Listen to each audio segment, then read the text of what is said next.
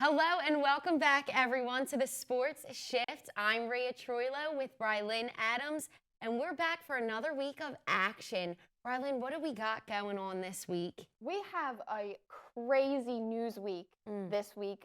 We have lots of news to catch up on. First things first, Atlanta Falcons wide receiver Calvin Ridley is stepping away from football at this time to focus on his mental health. He took it to Twitter by saying he's had a couple challenging weeks and needs to take some time away from the game to become his best version of himself and for the future. He also stated that he's very thankful for the support that the coaches and his team and the fan base has given him. Yeah, just a couple weeks back, Lane Johnson with the Eagles took time off for the same reason. So, professional players are still people, and they need their time too. And in other football news controversy, Las Vegas Raiders wide receiver, now former wide receiver, Henry Ruggs III, has been charged with a DUI. Ruggs was driving recklessly around 3:30 in the morning on Tuesday. He crashed into the back end of a Toyota that quickly caught fire. The fire department discovered the deceased victim while Ruggs and the female passenger in his car had non-life-threatening injuries. The Raiders released the wide receiver since then, and while stating their thoughts and prayers are with the victim's family and friends, but they have no further comment. Tragedy at most. I have so much to say about this and the fact that just like he's in season. What are you doing going out partying and drinking? Like, okay, yeah, you're in season, whatever, and I think they said he was 22, like whatever, but you're in season, you should be taking care of your body. Shouldn't even be driving drunk at all. Like that's the law. I'm sorry, but what was going through his head? You know what they say, young and reckless. And this is a true prime example, but absolutely. We hope those victims are, that we're with their families. Our prayers and thoughts go out to them. Absolutely. Flip side, NHL news. The Boston Bruins finally cracked the code and ended the Florida Panthers' 8-game winning streak. Charlie Coyle recorded his second point of the night with the game-winning goal. The Carolina Hurricanes are still kicking it, being the only undefeated team in the NHL. They play in Chicago tonight at 8:30 as they try to get their 9th consecutive win. The reigning Stanley Cup champions, the Tampa Bay Lightning, handed the Washington Capitals their first regulation loss. The Arizona Coyotes are continuing to struggle to get their first win in the winning column. I think that's a little rough. But, it's kind of crazy. I feel like there's really no back and forth going on. Like, there's a lot of consecutive things happening this season in the NHL. Especially this early. I feel like a lot of teams they've really got a kickstart, and they're really on their game. But as we trickle through the season, those perfect, standings are dwindling down. So, but in other news, Kelsey Coulter has become the first African-American woman to coach an NCAA hockey team, Arcadia University. She was also the first Black woman to be selected #1 by the Metropolitan Riveters in the 2016 Premier Hockey Federation Draft, which was the National Women's Hockey League then. Female All-Stars continue to rise. I feel like we're always talking about female power on here. It's really great. But one thing I wanted to say when I saw this, I was like, oh my gosh, Arcadia University. We just played that for Neumann. We just played them in fall ball for Neumann. And I was like, oh my gosh, that's like literally 40 minutes away. That's so awesome. So close to home. Yep. Yeah, it's great. But in baseball, in the wide world of baseball, People for the Ethical Treatment of Animals, PETA, is asking the MLB to stop using the term bullpen to describe the area where pitchers warm up and instead use the term arm barn. The nonprofit organization argued that saying bullpen is insensitive to cows in a news release on Thursday. In that same release, PETA said the MLB should strike out the word bullpen and in favor of a more modern, animal-friendly term. Words matter, and baseball bullpens devalue talented players and mock the misery of sensitive animals. PETA Executive Vice President Tracy Ryman said in this release, well, I don't know about you, but all our lives, the word has been bullpen. I get where they're coming from here. I get it because I feel like there's a lot of things we've had to change recently, but it's always been bullpen. Yeah. Like, I'm sorry, but in the game of baseball, it's always been bullpen. Yeah. So, like, I guess it's just weird, and I guess that's how the tables are starting to turn. Yeah, it's a little erratic. Anyways, more baseball news. The Atlanta Braves win their first World Series since 1995. After 2 scoreless innings, Jorge Soler heated the game up pretty quickly, hitting a home run and knocking the score to 3-0. Atlanta shortstop Dansby Swanson then spiced it up with his home run to bring the score to 5-0. Freddie Freeman hit an RBI in the 5th inning to bump up the score to 6-0, and then he finished off the night with a home run and resulted in the Braves winning the World Series in Houston. They won 7-0 in Houston. Like, what a statement. And that must have been a terrible night for a Houston fan. Way to serve that loss on a silver plate for sure. I mean, I just love seeing that. Like, since 1995, what is that, 26 years now? Maybe not, 16 years. Sorry, my math's off. I think it's 26. 26? We are math majors. Yeah, We're CDM that's why majors. we're in sports. But, congrats to the Braves. In other news, talking about the Philadelphia Phillies, changes continue to be made in their player development operation. According to sources, the Phillies will be seeking a new AAA manager in 2022, as Gary Jones did not have his contract renewed. Longtime catching coordinator Ernie Witt and minor league manager Pat Borders also did not have their contracts renewed. As part of a restructuring of the Phillies minor league operation, Josh Bonifay was reassigned to the pro scouting department in August. That restructuring included Brian Minitti's removal as assistant general manager overseeing scouting and player development. The Phillies moved quickly in finding new leadership in their farm system as Preston Mattingly was named new director of player development in late September.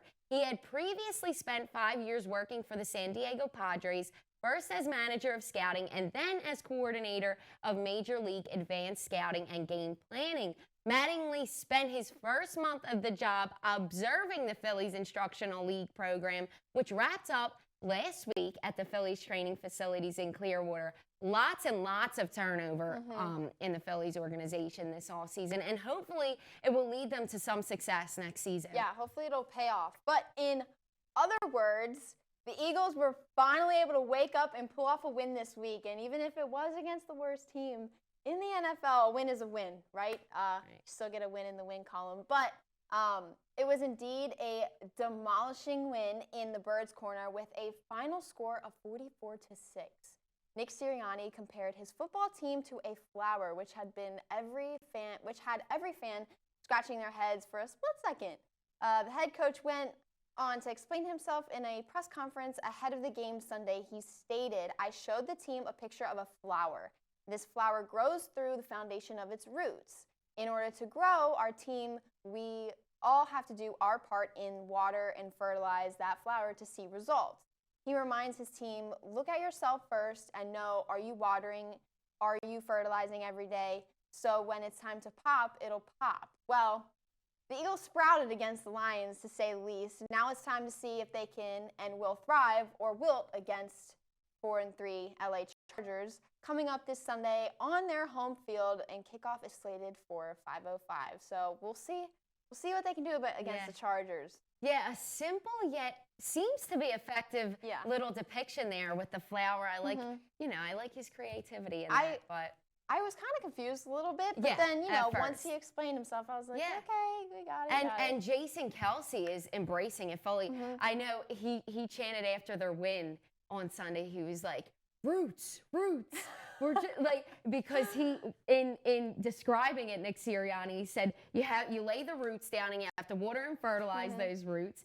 And the team's embracing it. I think that's the most important part, because I feel like if the team wasn't on board, it kind of just go away. That's great. It seems like it's working. Hopefully it continues to work. Hopefully it does continue to work. But Things are clicking for the Philadelphia Flyers as they brought it back to Broad last night in their face-off against the Arizona Coyotes. It was a tight battle until Sean Couturier scored just under 7 minutes into the third period. Prior to his tally, the Flyers had gone 7 consecutive periods without a goal. The Flyers tacked on 2 more as Arizona was in desperation mode. Scott Lawton scored as the Coyotes were scrambling and caught in between trying to empty their net. Claude Giroux finished the scoring with a true empty netter. After last night's victory, Couturier became the 12th player in franchise history to suit up for 700 games in a Flyers jersey. If he appears in 54 more this season, he'll jump into the franchise's top 5 for games played. He's lined up to capture some Flyers records and is currently leading goal scorer for the Orange and Black with 11 points. Ryan Ellis missed his 5th straight game Tuesday with a lower body injury, but no worries. Justin Braun has continued to fill his position on the top D pair with Provorov. The Flyers practice Wednesday in Voorhees today, and before flying to Pittsburgh to open Metropolitan Division play Thursday against the Pittsburgh Penguins, 7 p.m. The matchup is the first of 2 straight divisional road games for the Flyers, who then visit the Capitals on Saturday at 7 p.m. And I know tomorrow night's game should be interesting. Sidney Crosby's back. He is back for his 17th season as a Penguin. You know, the Battle of Pennsylvania is always one to talk about. Even if it's not the playoffs, you know, it's always a battle. And Wednesday night rivalry, even though it'll happen on a Thursday. But, you know, still always a fun rivalry there. We might talk about that a little bit more next week. But the Sixers had 0 of their stars available Monday night at the Wells Fargo Center, and apparently they did just fine. Joel Embiid was resting. Tobias Harris had health and safety protocols, and, well, Ben Simmons out for personal reasons. They were all out against the Trailblazers, and in the third quarter, Danny Green was ruled out for the night with a left hamstring tightness. However, the players who suited up stepped up in a 113-103 win that improved the Sixers to 5-2. Andre Drummond recorded 14 points, 15 rebounds, 7 assists, and 5 steals. Seth Curry had 23 points, 6 rebounds, and 5 assists. Could this be a good sign for the rest of the season? You know, they're showing a lot of depth, which I think is, you know, very important in a team to go far in the playoffs. The Sixers will play back-to-back Wednesday tonight against the Bulls at home, and then tomorrow against the Pistons in Detroit. Hopefully they'll pick up 2 wins and come back to Philly. Yes, 7-2. Yeah, that's a great sign to see more players in their roster stepping up to fill those big positions. So we'll see how they do with the rest of their games. But here on Newman's campus, our playoffs are here, and they are heating up and pretty successful so far. The men's soccer beat the Marywood Pacers on Saturday in the first round of the AEC playoffs. They then went on to defeat the Immaculata Mighty Macs, who were not so mighty in their 2-1 loss in the semifinals to the Knights, of course. The shutout to Eddie Proud, who was the hero of the night, scoring the game-winning goal with only about 10 minutes left. The men are headed to the championship for the second time in 3 years against the top seed, Cabrini University, on Saturday. Game time is not yet determined, but make sure to check before Saturday to go support the men's soccer team. That is very exciting, because I remember when we were freshmen, they won, and they were champs, and I was like, wow, this is crazy. I was like, welcome to Newman. Yeah, right. But I think it's really cool for those freshmen who are now seniors, is that it's kind of going to, hopefully it comes full circle, so we're cheering them on. The women's soccer team will advance to the semifinals after beating Immaculata University Monday night 2-0. Goals coming from Liz Purcell and Riley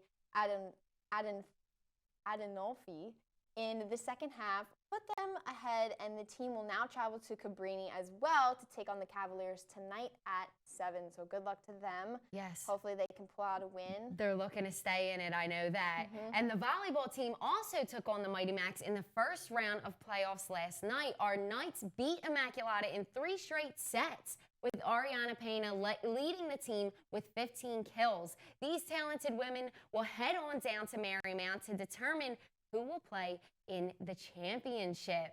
Well, on the flip side, it was not too hot of a weekend for the men's and women's hockey teams, but hopefully they are able to find their groove as the men play against King's College at 7 and Wilkes University Saturday at 4, both on Rink 3 at Iceworks. The women compete in Wilkes-Barre this weekend, so check out the live stream on the Neumann Athletic page to see them bring home the W. Well, I hope that they sure do. I know it was a difficult weekend for the hockey teams, but I'm going to shout out someone special who is a part of Neumann Media, Alex Castells. He's on the club ice hockey team, and they beat LaSalle 13-3 last week. So shout out to them. You know, good luck to the rest of you guys and the rest of your season. But that is all the Sports Shift talk we have for you today. Also, make sure to tune in to 93.3 WMMR this week as the Preston and Steve Morning Show are hosting their annual Camp Out for Hunger event. Many of our fellow classmates are down there helping out. You know, they're at Xfinity Live. Come on by. It's a great time. Donating some food. It's very fun. Get some Dunkin'. There's some can drop and the boat ride there that we're going to get Amanda on the can drop tomorrow, hopefully. Oh, yes. Thank you so much for tuning in this week. I'm Brylin Adams, and this is Ria Troilo. We will see you next Wednesday. Have a great week.